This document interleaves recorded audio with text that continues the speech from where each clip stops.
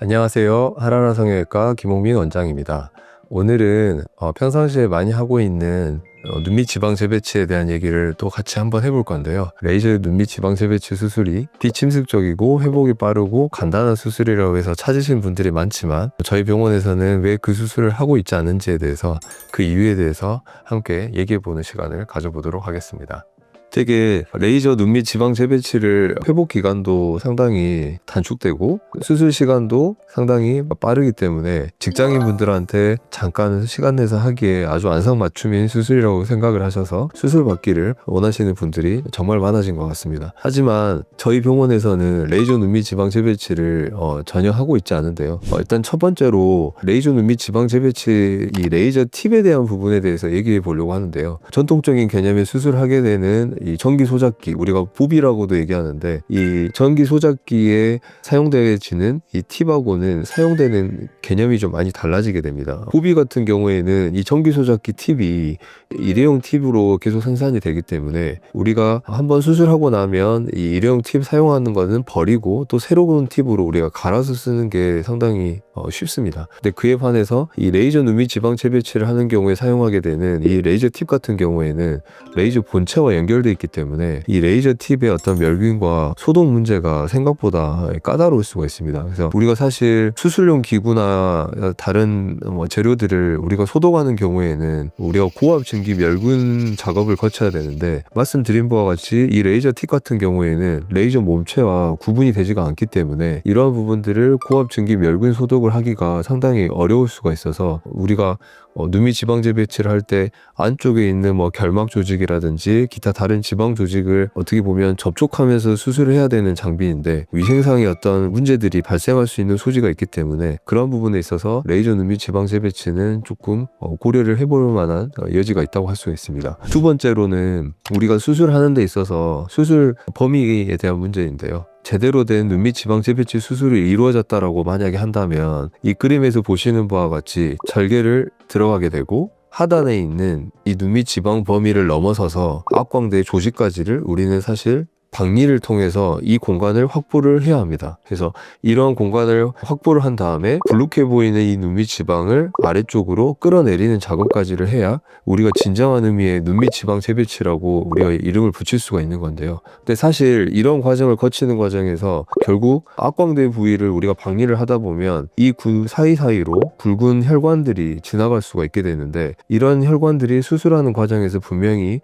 혈관이 일부가 건드려지게 되고 그런 과정에서 출혈이 있게 되면 이러한 부분들을 결국 우리는 지혈을 해야 됩니다. 자, 그런데 이 공간 범위 자체가 생각만큼 그렇게 시야가 넓은 부위가 아닐 수가 있기 때문에 우리가 이런 좁은 시야에서 지혈을 제대로 하기 위해서는 상당히 정확하게 출혈이 일어나고 있는 혈관 부분을 직접적으로 우리가 타겟팅해서 지혈시킬 수 있는 과정들이 상당히 중요하다고 할 수 있는데요. 이 레이저라는 이 기구가 가지고 있는 특성은 이 레이저 빔이 상당히 직진성을 가지고 있고 조사가 되었을 때 어떤 특정 지역을 집중적으로 뭔가를 조사한다라기보다는 그 경로를 통해서 완전 직진성을 가지고 완전히 투과성을 가지고 있는 이러한 종류의 기구이다 보니 출혈이 일어났을 때 이러한 부분들을 효과적으로 지혈하는 데 있어서 상당히 한계가 있을 수가 있습니다. 그에 반해서 기존에 알고 있었던 보비라고 하는 전기 소작기를 사용하는 경우에는 필요한 부분만 우리가 타겟팅해서 정확하게 지혈을 할 수도 있고 또 경우에 따라서는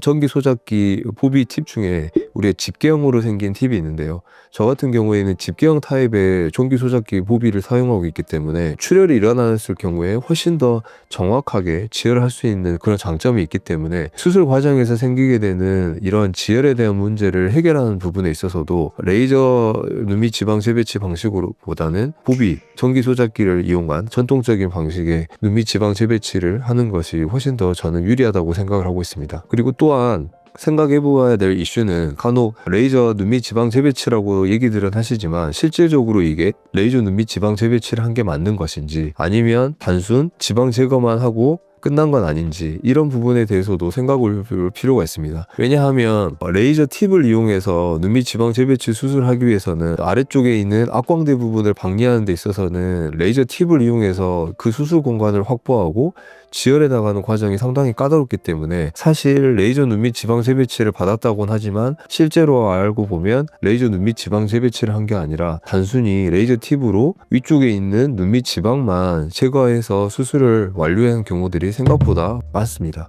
그래서 레이저 팁으로 단순히 지방만 떼낸다라든지 지방을 녹여서 우리가 수술을 하게 되면 당장은 편하고 뭐 시술 시간도 엄청 짧고 회복 기간이 짧기 때문에 당장은 환자분들한테 좋을 수는 있겠지만 이게 결국 나중에 시간이 지나다 보면 결국 눈밑 고랑이 오히려 더 패여 보이거나 아니면 시간이 얼마 지나지 않아서 다시 불룩해져 보이는 그런 것들의 원인이 될 수 있기 때문에 기존에 알고 있었던 전통적인 개념의 눈밑 지방 재배치 수술을 하게 되면 이 보이고 있는 이 눈밑 고랑 인대를 정확하게 수술용 전기 소작기를 통해서 눈밑 고랑 인대를 전부 다 끊어주고 지방을 이 아래쪽으로 제대로 끌어와서 재배치하는 과정을 거치기 때문에 시간이 지나더라도 재발률을 상당히 낮출 수 있는 장점을 가지고 있는 상당히 정교한 수술이라고 얘기해 볼 수가 있겠습니다. 다들 이제 저한테 오셨을 때 레이저 눈밑 지방 재배치에 대해서 문의들을 하시는 경우가 있는데요. 오늘 말씀드렸던 여러 가지 이유들로 저희 병원에서는 레이저 눈밑 지방 재배치는 일체 하고 있지 않습니다. 레이저는